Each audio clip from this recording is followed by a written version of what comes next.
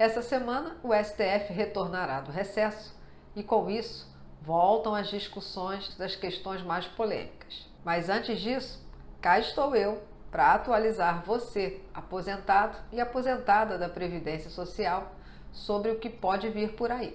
Assistam esse vídeo até o finalzinho, sem interrupções, para que você não perca nenhum detalhe das dicas que eu estou trazendo hoje aqui. Apertem os cintos, maracujá na veia e vem comigo.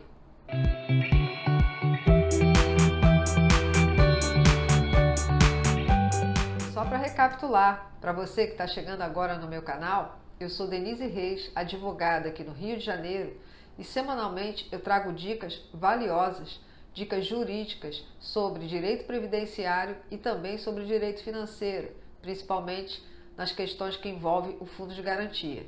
E hoje eu vou comentar mais um pouquinho sobre essa ação tão importante a todos os aposentados da Previdência Social, que se chama Ação da Revisão da Vida Toda.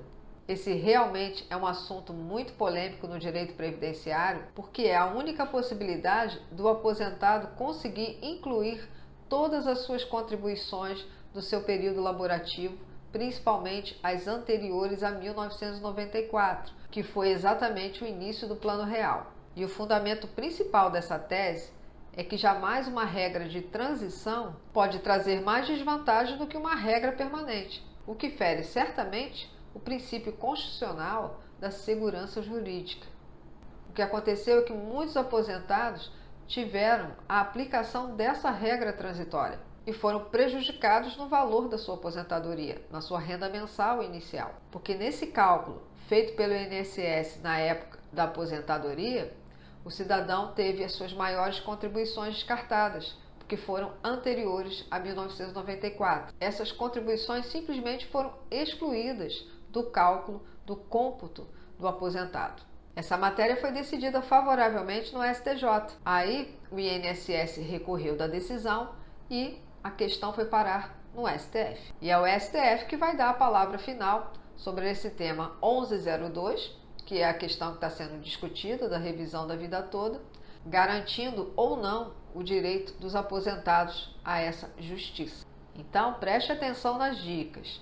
Se você teve seus maiores salários antes de 1994, portanto as suas maiores contribuições para a Previdência foram nesse período, é bem provável que você tenha direitos a pedir uma revisão da sua aposentadoria para melhorar a sua renda mensal, que provavelmente o seu cálculo feito no momento da sua aposentadoria estava errado, porque foram descartadas as suas principais e maiores contribuições. E por que eu falei que você pode ter direitos a pedir essa revisão na Justiça?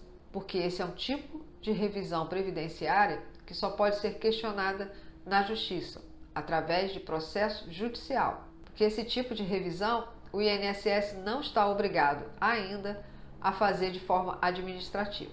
E para conseguir essa determinação legal, essa ordem legal expressa ao INSS, é que estamos aguardando a derradeira decisão lá do Supremo Tribunal Federal. Então, se o STF julgar favoravelmente ao pedido dos aposentados de simplesmente incluírem todas as suas contribuições, é que o INSS terá a obrigatoriedade de fazer os cálculos, de recalcular a sua aposentadoria. Por isso que é muito importante você entrar com uma ação judicial para requerer esse pedido. E uma das perguntas que sempre me fazem por aqui no canal é que se todo aposentado terá direito a essa revisão da vida toda. E a resposta é não. Nem todo aposentado vai ter direitos a pedir na Justiça uma revisão do seu benefício, por essa tese da revisão da vida toda. Como é que você vai se certificar disso? Primeiramente, você vai ter que fazer os cálculos certinho para ver se vale a pena uma demanda judicial. Para também não ficar ansioso, correr o risco de ainda pagar custas e ter despesas com processo dessa natureza, caso você não tenha direitos à gratuidade de justiça e também o Supremo julgar improcedente o pedido dos aposentados. E vale a pena esperar a decisão lá do STF para depois você entrar com uma ação? Claro que não, porque para tudo no direito nós temos prazos a cumprir. E o prazo determinado em lei para as questões previdenciárias é um prazo de 10 anos. Como é que começa a contar esse prazo? Começa a contar do mês seguinte de de quando você recebeu o seu primeiro pagamento como aposentado. Se você ainda estiver no prazo de 10 anos, porque o prazo é decadencial, suas maiores contribuições para a Previdência Social foram antes de 1994 e essas contribuições e seu salário foi caindo ao longo da sua vida laborativa, você tem grandes chances de aumentar a sua aposentadoria mensal mediante a ação da revisão da vida toda e também mediante o resultado lá do STF, que esperamos todos que seja positivo. Mas eu faço novamente um alerta. Eu não vou me cansar de fazer esse alerta. Só entre na justiça com pedido de revisão da sua aposentadoria se você é aposentado, que vocês têm direito a essa modalidade de revisão. Porque caso contrário, pode ser que seu cálculo seja revisto e o seu valor mensal seja diminuído. Não entrem com ação na justiça em hipótese alguma sem terem certeza de que vocês preenchem todos os requisitos, principalmente comprovação do seu tempo de contribuição. É por isso que eu mantenho esse canal, essa comunicação com vocês de uma maneira mais simples, mais clara, para que vocês tenham a segurança necessária na hora de reivindicar os seus direitos, tá bom? E como está a tramitação da revisão da vida toda lá no STF? Eu vou explicar agora. Quando esse tema 1102 foi distribuído no STF, ele caiu para a relatoria do ministro Marco Aurélio de Mello, que se aposentou em julho do ano passado. Mas antes da aposentadoria do ministro Marco Aurélio, ele colocou em julgamento a revisão da vida toda e o seu voto foi favorável. O seu voto foi seguido, inclusive, por mais 4 ministros: a Rosa Weber, a Carmen Lúcia, o Lewandowski e o Edson Fachin. Esses 4, mais o ministro Marco Aurélio de Mello, relator, votaram favoravelmente. E com isso, a tese da revisão da vida toda ganhou 5 votos favoráveis. Quem encabeçou a lista do lado negativo foi o ministro Nunes Marques.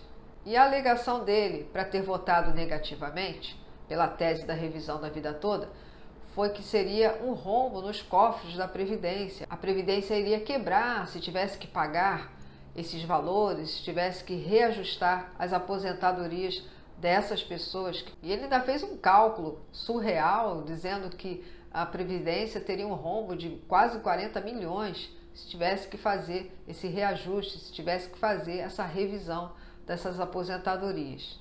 O que na verdade não procede, porque não são todos os aposentados que vão ter direitos a essa revisão.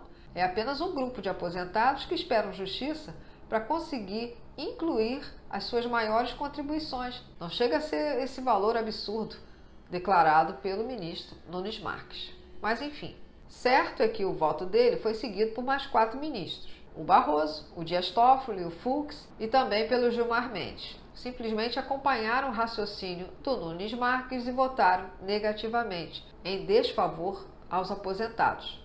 Com isso, ficou faltando apenas o voto do ministro Alexandre de Moraes. E esse ministro pediu vistas do processo e estamos aguardando o voto dele até agora. Eu tenho muita esperança que o voto do ministro Alexandre de Moraes seja favorável à tese da revisão da vida toda, uma vez que ele é um ministro extremamente constitucionalista. E sendo assim, ele deve resguardar os direitos constitucionais, principalmente o da segurança jurídica, que como ministro do STF, guardião da Constituição, ele tem o dever de zelar, de defender.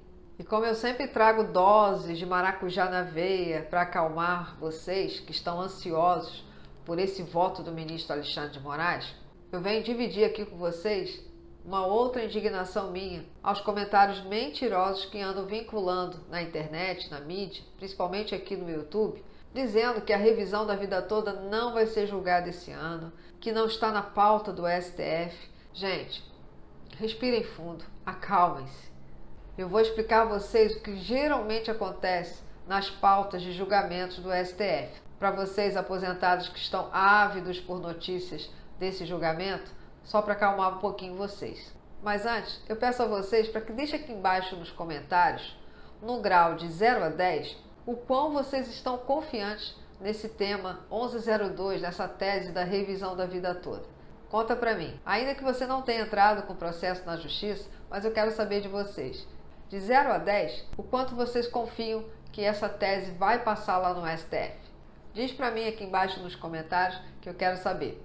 E aproveite, deixa aí o seu like. Mas voltando ao que eu estava dizendo, o que acontece na grande maioria dos casos em votação lá no STF é que a demora nesses julgamentos, principalmente as de cunho previdenciário, isso por si só, geralmente, já é uma boa notícia.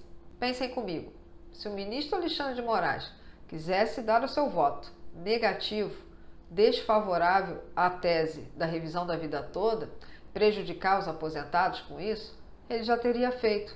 Porque, como diz o ditado, o não a gente já tem. Para que ele ia pedir vistas de um processo, ficar esse tempo todo para dar o seu voto negativo? Ele já poderia ter feito isso há muito tempo. Por isso é que eu acredito que se ele está levando esse tempo, sabendo que o seu voto será o voto de desempate, uma matéria tão importante e tão sensível que trata de direito previdenciário, é porque certamente seu voto terá um significado muito importante para todos vocês aposentados. Então eu reitero aqui a dica para que vocês que ainda não entraram com a ação judicial da revisão da vida toda, que entrem logo. Quando o STF decidir, esperamos todos favoravelmente, o seu processo terá o mesmo andamento dos outros que já estão aguardando há muito mais tempo. Porque aquele processo que está sendo discutido lá no STF, que se chama paradigma, é um único processo só. Mas se ele for favorável, todos os outros que estão suspensos, sobrestados, mas que versam sobre o mesmo assunto, eles vão ter um movimento único, de uma só vez.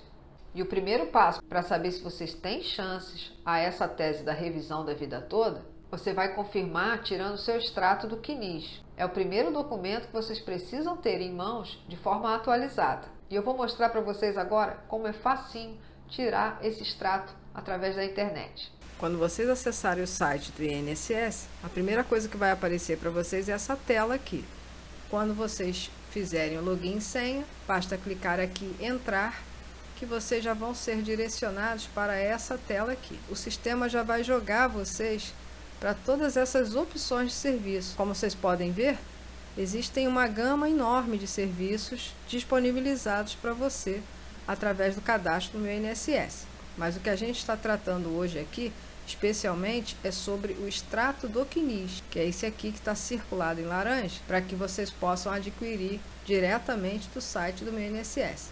E aí, quando aparecerem para vocês todos os recolhimentos nesse formulário, vocês vão lá no finzinho do formulário, aqui embaixo, ó, baixar em PDF. Sempre escolham essa versão completa. Você vai clicar aqui e aqui embaixo em continuar.